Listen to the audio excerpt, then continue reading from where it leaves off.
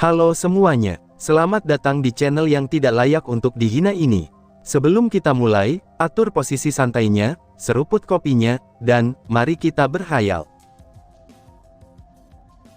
4 sosok keluar dari arai teleportasi sekte seni bela diri, dan saat keempat sosok itu keluarga, penjaga di sana menjadi waspada dan bersiap menyerang mereka.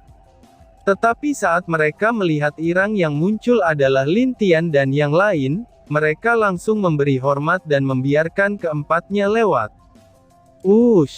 Tidak jauh dari situ, 3 sosok muncul di hadapan mereka. Tentu saja itu adalah Lin Dong, Lin Diao, dan Lin Xiao.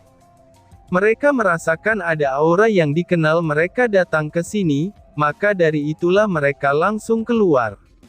"Ayah," ucap Lin Tian dengan lembut, sambil melihat pria yang memiliki kemiripan dengan dirinya itu.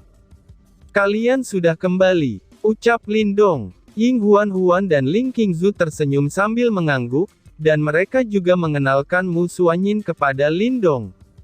Yang mana setelah Lin Dong melihat satu menantunya ini, dia memberikan acungan jempol kepada Lin Tian. Keponakanku, kamu memang hebat dalam memilih wanita," ucap Lin Xiao dengan kedua jempolnya ke arah Lin Tian. Itu mah kamu saja yang bodoh, bahkan sampai sekarang kamu masih belum menikah," ucap Lin Diao dengan mengejek Lin Xiao. Saudara kedua, apakah kamu tidak tahu?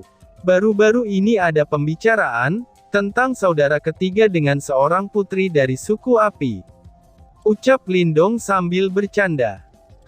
Semuanya langsung kaget, dan kemudian langsung memandang Lin Xiao. Bahkan Lin Tian juga terheran-heran dengan ucapan ayahnya itu. "Paman ketiga, apakah kamu serius? Karena setauku, putri suku api itu..." Belum selesai Lin Tian berbicara, mulutnya langsung ditutup oleh Lin Dong dan Lin Diao. Dia ditarik agak jauh dari sana, dan ketika sudah agak jauh, ketiganya seperti sedang membicarakan sesuatu.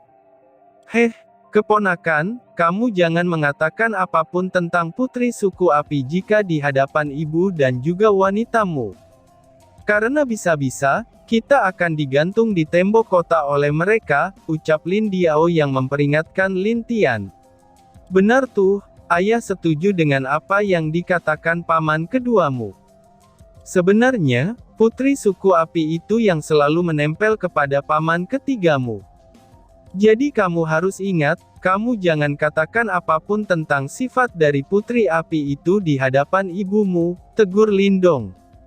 "Ayah, paman, apa alasannya?" tanya Lin Tian dengan serius. "Itu karena, kedua ibumu bisa dibilang menyukai putri suku api itu, dan berharap kalau paman ketigamu segera menikah dengannya. Tapi tentu saja pamanmu masih belum mau menerimanya, karena sifat putri itu terlalu barbar," jawab Lin Dong.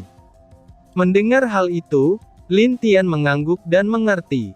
Karena setahu dia, meskipun dia juga baru di dunia dewa, tapi memang ada berita kalau putri suku api itu kuat, dan sifatnya yang sangat mudah marah. Putri suku api itu memang sangat cantik, tapi karena sifatnya yang tidak suka didekati pria. Bahkan ada pria yang mencoba keberanian untuk mendekatinya, tapi dia berhasil dibakar sampai rambutnya botak oleh putri suku api itu. "Bukankah kalau begitu kita hanya tinggal menikahkan paman ketiga saja dengan putri api, benarkan bayi kecil?" ucap Lin Tian ke arah bayi kecil yang ada di kepalanya. Serahkan saja padaku Kak. Kamu hanya tinggal membuat sedikit percikan saja, dan biarkan aku yang membakarnya," balas bayi kecil. "Tunggu sebentar, apa yang sebenarnya kalian rencanakan?" tanya Lin Diao. "Paman, kamu sudah menikah bukan? Karena paman ketiga belum menikah, jadi wajar saja jika kita membantunya bukan?" tanya Lin Tian. "Kamu benar juga, tapi jika memang kamu bisa membuat mereka menikah, ayah akan memberikan anggur berusia 1 juta tahun pada kalian," ucap Lin Dong sambil tersenyum. Baiklah kalau begitu, aku juga akan memberikan anggur simpananku yang sama dengan ayahmu juga, tambah Lin Diao. Anggur, bayi kecil yang tadi terlihat marah langsung berdiri, dan ekornya juga langsung menegang seperti tersengat listrik setelah mendengar kata anggur. Paman, kalian harus menepati janji kalian. Anggur 1.000.000 tahun, ucap bayi kecil dengan mata bersinar. Tentu saja, balas mereka secara serentak. Lalu ketiganya kembali ke tempat para wanita dan Lin Xiao berkumpul, dan Lin Tian tersenyum manis sambil melihat ke arah Lin Xiao. Tetapi di mata Lin Xiao, entah kenapa senyum Lin Tian itu seperti musibah besar yang akan terjadi padanya. Ibu, kenapa kalian tidak mengundang putri suku api ke tempat kita untuk makan? Ucap Lin Tian kepada kedua ibunya. Ying Huan dan Ling Qingzu saling memandang, dan awalnya mereka tidak mengerti, kenapa Lin Tian tiba-tiba saja mengundang putri suku api. Lalu, wajah mereka bersinar sesaat. Baiklah kami akan mengundang putri suku api, hehehe. Saudara ketiga, kamu harus menjamunya dengan baik. Namun jika tidak, ucap Ling Qingzu, dan wajahnya langsung menjadi gelap sambil memandang Lin Xiao. Hehehe, aku pasti akan menjamunya dengan baik, jawab Lin Xiao dengan ekspresi terpaksa. Meong, bayi kecil melompat langsung ke kepala Lin Xiao, dan kemudian tidur di sana. Yang membuat Lin Xiao menjadi bingung, itu adalah kelakuan bayi kecil. Tentu dia tahu siapa bayi kecil ini, tapi dia juga tahu kalau kucing ini lebih suka dipanggil bayi kecil. Dan dia juga tidak suka, kalau dia dipanggil dengan sebutannya yang dulu. Bayi kecil hanya menganggap dirinya sebagai saudara Lin Tian, dan tentu saja menjadi keluarga Lin Tian, dan secara otomatis dia adalah keluarganya juga. Ayo paman ketiga, aku akan membantumu untuk mendapatkan hati putri suku api itu, ucap bayi kecil. Tidak perlu, aku bisa melakukannya sendiri, balas Lin Xiao. Biarkan bayi kecil bersamamu, karena dia lebih berpengalaman darimu, ucap Ying Huan sambil tersenyum. Mendengar ucapan itu, Lin Xiao hanya bisa pasrah dan membiarkan bayi kecil berada di kepalanya. Dia juga izin untuk bersiap dulu, dan barulah menyambut kedatangan putri suku api tersebut. Lin Tian dan Lin Dong hanya tersenyum, lalu mereka bersama-sama pergi ke tempat tinggal Lin Dong. Tentu saja di sana sudah ada Ling Suer, Lin Jing, dan juga Lin Ruer yang sedang bermain di taman rumah Lin Dong.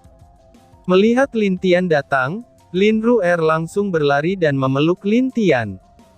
Lalu dia mengoceh ke Lin Tian, karena Lin Tian tidak datang untuk melihatnya di sini, dan Lin Tian pun meminta maaf ke gadis kecil tersebut. Salam saudarimu, ucap Ling Suer dengan lembut kepada Mu Suanyin. Saudari Ling, mari kita berbicara berdua saja, ucap Mu Suanyin sambil menarik dan membawa Ling Suer ke tempat lain. Lin Tian yang melihat itu hanya terdiam, dan tidak dapat berkata apa-apa. Lalu, dia hanya duduk bersama ayah dan pamannya di sana. Sedangkan kedua ibunya juga ikut bersama Ling Suer dan Mu Suanyin pergi bersama, dan mereka berdua juga membawa Lin Ruer pergi dengan mereka. Sepertinya itu adalah perkumpulan para wanita, ucap Lin Dong. Iya, entah kenapa, aku merasa kalau wanita sangat cepat akrab, ucap Lin Diao. Sudah biarkan saja paman, kita harus memaklumi mereka. Ayo, aku punya anggur bagus kali ini, dan kita minum saja di sini, ucap Lin Tian sambil mengeluarkan botol anggurnya sendiri. Ketiga kaki laki itu pun duduk sambil maboi, dan bercerita beberapa pengalaman mereka di sana.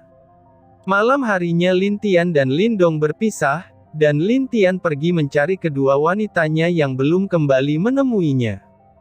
Namun pada akhirnya, dia menemukan kedua wanita itu sedang berbicara di sebuah danau, di sekitar tempat tinggal ayahnya itu. Bisa dibilang rumah tempat tinggal Lin Dong sangatlah luas, dan ada berbagai tempat yang indah di sana. Bisa dibilang juga, Itu hampir sama dengan alam rahasia kecil. Lin Tian bisa melihat kalau kedua wanita itu telah membuka cadar mereka, dan wajah cantik keduanya itu membuat Lin Tian sangat terpikat, dan bahkan dia merasa sangat beruntung telah mendapatkan dua wanita ini. Mereka sampai tertawa bebas seperti itu, dan kadang-kadang aku merasa kagum dengan sifat yang dimiliki oleh wanita, ujar Lin Tian dengan tersenyum. Lin Tian hanya diam untuk sementara waktu, dan memandang kedua wanitanya itu sebelum dia tersenyum dan menghilang dari tempat dia berdiri. Kedua wanita cantik itu kaget, dan hampir melompat ke dalam danau. Tetapi Lin Tian berhasil memeluk keduanya dengan cepat. Kedua wanita yang masih kaget itu langsung menatap Lin Tian yang datang. Awalnya mereka memang kaget, tapi hal itu berubah menjadi kesal karena kelakuan Lin Tian. Bisakah kamu tidak melakukan hal seperti tadi? Itu membuatku kaget, ucap Mu Suanyin. Benar kata saudarimu, tambah Ling Suer. Apa salahnya? Aku hanya datang untuk memeluk kedua wanitaku. Lagi pula kalian kan sangat kuat, bagaimana bisa kalian kaget dan melompat seperti itu? Jika ada yang tahu kalau dua wanita cantik seperti kalian kaget hanya karena hal tadi, entah berapa pria yang matanya akan terbelalak, ucap Lin Tian dengan tersenyum. Mendengar hal itu, kedua wanitanya merasa sedikit malu. Mereka bersamaan mencubit pinggang Lin Tian, karena mereka tidak bisa menahan rasa malunya. Baiklah, kita akan menikmati malam ini bersama-sama. Ini adalah pertama kalinya kalian bisa bersamaku sekarang, dan besok aku akan mulai berlatih di dalam alam rahasia yang dimiliki ayah, ucap Lin Tian. Apa? Kamu akan berlatih lagi? Ucap Mu Suanyin dengan agak sedih. Tentu saja bukan hanya Mu Suanyin yang terlihat sedih, tapi Ling Suer juga terdiam dan menatap Lin Tian dengan wajah yang agak sedih. Lin Tian tersenyum, lalu memeluk keduanya dengan erat. Dia mungkin sudah tahu kalau dirinya egois, tapi di dunia ini, hanya yang kuatlah yang dapat berkuasa. Tentu saja kekuatan sangat diperlukan, itu agar keluarganya bisa hidup bahagia. Dulu aku berlatih hanya untuk bertemu dengan keluargaku, lalu saat aku bertemu denganmu, aku tahu kalau tujuanku bertambah satu lagi. Dan begitu juga saat aku bertemu denganmu, Suer, ucap Lin Tian sambil menatap danau yang indah di malam hari itu. Mungkin aku adalah pria egois di mata kalian, karena sejak aku mendapatkan warisan dari Kaisar Langit, aku memiliki tanggung jawab lebih pada seluruh dunia. Meskipun tidak ada warisan darinya, mungkin aku pasti akan melakukan hal yang sama, tambah Lin Tian lagi. Dia pernah berpikir kalau dia tidak pernah menerima atau mendapatkan warisan Kaisar Langit, tujuannya akan tetap sama seperti sekarang. Dan ada beberapa saat dia sadar, meskipun dia tidak dapat warisan dari Kaisar Langit, tapi tujuannya untuk menjadi kuat setelah melindungi keluarga dan orang yang dia sayangi, itu pasti akan tetap sama dengan tujuan sekarang. Karena dunia di mana kekuatan yang berkuasa, disitulah dia sebagai laki-laki harus berjuang untuk tetap menjadi lebih kuat, itu agar tak ada yang menindas atau berani mencelakai keluarganya sendiri. Kami tidak masalah dengan apapun yang kamu lakukan, dan kami berdua juga ingin menjadi lebih kuat. Agar kami bisa selalu berdiri di sampingmu sebagai sayap, dan juga membawamu terbang bebas di langit balas. Mu Suanyin dengan tersenyum lembut. Dia merebahkan kepalanya di bahu Lin Tian dengan lembut, lalu Ling Suer juga terdiam, dan sudah jelas dia memiliki tekad yang sama dengan Mu Suanyin untuk selalu berada di sisi Lin Tian. Sebentar lagi dunia ini akan mengalami kekacauan, dan jika tebakan aku benar, setelah alam langit terbuka maka beberapa sisi yang haus akan tahta Kaisar Langit akan bermunculan, ucap Lin Tian dengan serius. Sebenarnya dia tidak mengerti, kenapa ada beberapa orang yang berharap untuk menjadi Kaisar Langit. Padahal bagi Lin Tian, sebenarnya tidak ada yang istimewa akan hal tersebut. Tetapi tetap saja di hati Lin Tian, pasti ada sesuatu alasan kenapa banyak yang menginginkan tahta Kaisar Langit itu. Dan jawabannya tentu saja sudah ada jika dia naik ke alam langit nanti. Tapi itu tidak untuk sekarang, karena kekuatannya masih belumlah cukup. Karena jika dia berada di alam langit sekarang, musuh-musuhnya sudah bukan berada di alam dewa langit lagi. Tapi aku yakin, kita semua dapat melaluinya bersama-sama, ucap Mu Xuanyin. Ling Xuer juga mengangguk setuju dengan perkataan Mu Xuanyin. Lin Tian hanya tersenyum dan memeluk kedua wanita itu di tepian danau, sambil melihat ke arah danau yang ada pantulan bulannya. Kamu sudah sampai, ucap seorang wanita, yang mana itu adalah wanita yang telah mengisap energi pria yang berada di tebing sebelumnya. Iya, apa rencanamu selanjutnya? Apakah kita akan mulai mencari orangnya sekarang? Tanya pria di sana, yang mana dia adalah dewa api iblis yang telah datang ke dunia dewa. Jadi orang itu jangan tidak sabaran. Kita harus memiliki beberapa rencana yang bagus, itu agar kita dapat membuat mereka tidak bisa menebaknya dengan mudah, dan akhirnya mereka dengan mudah dikalahkan dengan tangan kita, ucap si wanita sambil menyentuh dagu dewa api iblis. Prak, jangan main-main denganku. Rayuanmu tidak akan berguna terhadapku. Sekarang cepat katakan apa rencananya, aku pasti harus membalas dendam terhadap saudaraku.